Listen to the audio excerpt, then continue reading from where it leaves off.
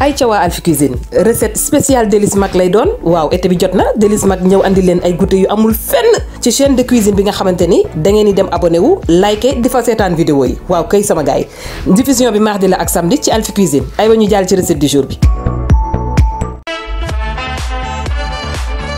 ay ca waa Alphie Cuisine nuy naa leen ziar naa leen sama gars yi waa tey dimanche waaw dañuy délice mag tey ci dimanche ci daal la andi recette dimanche maa la wax lii ay pasta waaw nañu dem ci Pâtes dem Italie defar ay pâtes waaw pâtes yaa nga verte ay lamu saf ñu tàmbali waaw kay parce que délice mag dafa ñëw andi démb defar benn jus moringa waaw fi couleur verte bi nag inspiré ma mi ngoog jus bi nag ma leen di invité ngeen dem seetaan ko léegi bu ngeen paree fii ci Alphie Cuisine jus moringa bu fees del ak vitamine ngeen di am biir délice mag waaw koy chaîne de cuisine bi nga xamante ni ay chef a fa nekk di togg madame Diouf defar na jus moringa bu neex ñun nag ñu fas yéene defar waaw pâte du dimanche pasta du dimanche daal waaw bu yomb bu neex bu saf te bëri vitamine fromage mozzarella boule bi nga gis noonu ak bi ma daggat fromage entremont tuuti pistache voilà huile d'olive waaw lépp luy verte rek def naa ko tey ci recette bi fii basilic laa fi am ak persil waaw fii ñu koy wax albaka su fekkee da nga bëgg basilic boo demee ca Mercadona ba albaka ngay wax voilà roquette muy salade boo xamante ni waaw moom ñeme na tàngaay dañ ko mën nga ko togg mën nga ko saaf mën nga ko lekk cru voilà mu am goût bu neex tamit goût bu prononcé donc li may njëkk def nii mooy dama tàngal ndox di ci xoj ci basilic bi mooy ngun-ngun ak persil voilà basilic moom xam nga boo koy lekk sa xel du doo naax waaw doo naax moom boo koy lekk doo fàtte ak loo âgé sa xel mi day nekk ak yow maa la wax lii boobu secret maa ngi ko déggoon waaw ci benn pa bu baax ndeysaan ñu koy ñaanal suñu borom xare ko aljana pa cuun waaw jëppal maamu Xadi Jóob moo ko doon wax waaw kay léegi nag suñu jëlee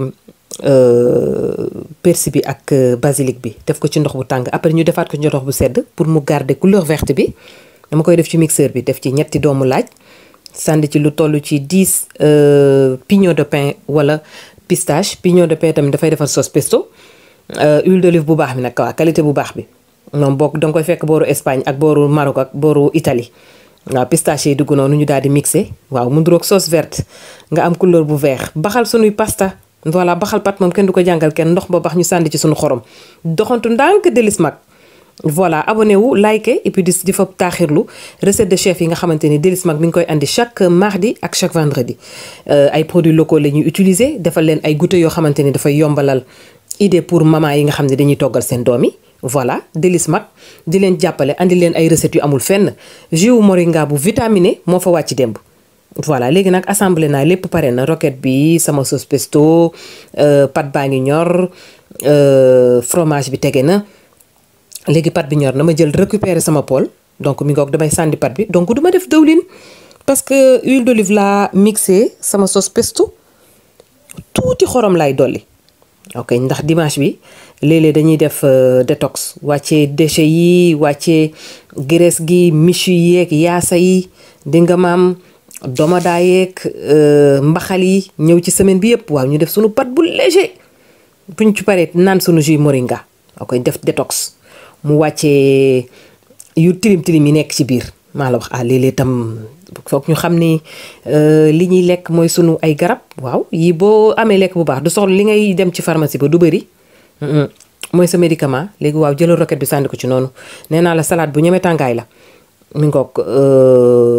ñu jël fromage bi def benn pincée de sel tuuti poobar bu la gënalee bii pour Ricardo la comme moom bëggul crème fraîche waaw dama ko def ay pàcc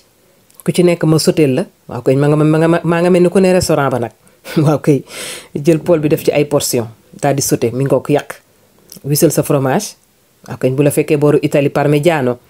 waaw parmigiano bi saf noonu de parmigiano dafa saf waaw koy parmigiano ko ba mu neex maa la wax lii léegi nag waaw tuuti roquette nga sànni ko ci kaw voilà tey amul dog amul ndawal amul dara pat la ak gàncax gi ndax gàncax gi moom foog ñu ci lekk di naan ci supp yi ay soupe de légumes waaw yooyu baax na ci dimanche yi ñu wàccee tout ce qui est déchet voilà bii deuxième bi la comme sama bos la nañ ko crème fraîche ba mu neex waaw man supporté naa yëpp lépp cholestérol man bëgg naa voilà crème fraîche wala mascarpone voilà wala ricotta boo ci am rek baax na voilà ñu daal di mélanger yàq nag yàqal ko suñu suiveur yëpp waa tim pasta tey yéen a aaye voilà je vous invite à vous abonner ci chaîne de cuisine Délices Mag waaw Délices Mag tey moo fi andi recette dimanche bi mu nekk recette bu yomb boo xamante ni budget bu cherul la mu saf ëpp na ba pare cuisine rapide toujours ci catégorie cuisine rapide yi la voilà donc bu ngeen demee bu ngeen paree fii xool jus moringa bi madame Diouf dugal démb Délices Mag mu nekk jus bu bëri vitamine man maa ngi koy soog a découvrir waaw damay wax sama GP bi andil ma moringa ma ciy def parce que moringa moom xam ngeen li muy def si yaram buñ ko doon lim sax duñu pare voilà mi ngoog recette Délices Mag ci biir Alphie Cuisine chaque mardi ak chaque samedi lay doon aywa jaajëfal naa leen sama gars yi je vous souhaite une très bonne dégustation aywa kenn du yéen merci beaucoup